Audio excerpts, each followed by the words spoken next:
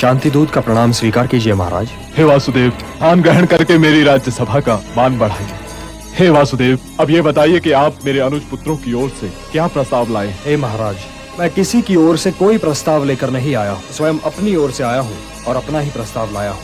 हे महाराज, आप तो स्वयं ज्ञानी हैं और जानते हैं कि शांति कोई प्रस्ताव नहीं जिस पर वाद विवाद चले। शांति एक आवश्यकता है। युद्ध में पराजय तो एक ही की होती है, किंतु दोनों ही ओर से लड़ने वाले योद्धा वीर गति को प्राप्त होते हैं। योद्धाओं की जो भीड़ इस राजसभा में है, कदाचित संसार की किसी और राजसभा में नहीं है। यदि युद्ध हुआ तो महात्माओं और योद्धाओं का ये जमघट निस्संदेह ही बिखर जाएगा महाराज, देह ही बिखर जाएगा। यदि ऐसा हुआ तो इतिहास उन सारे आंसुओं का उत्तरदायी आपको ठहराएगा। हे नरेश, आप भरत के वंशज हैं, आपके पास धर्म की धरोहर है और इसीलिए हे धर्म ध्वज रक्षक, जो कहने जा रहा हूँ उसे ध्यान से सुनिए।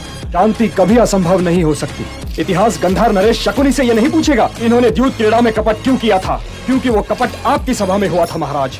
इतिहास युवराज दुर्योधन से भी ये नहीं पूछेगा इन्होंने भरत कुल वधु को भरी सभा में क्यों घसीट बुलवाया। इतिहास दुशासन से भी ये नहीं पूछेगा इन्होंने दुर्योधन के कहने पर भरत कुल वधु द्रौपदी का वस्त्र हरण करने की असभ्यता क्यों दिखाई। इसके लिए भी आप ही को दोषी, आप ही को उत्तरदायी ठहराएगा महाराज। इसलिए ये जान लीजिए, शांति का कोई विकल्प नहीं है।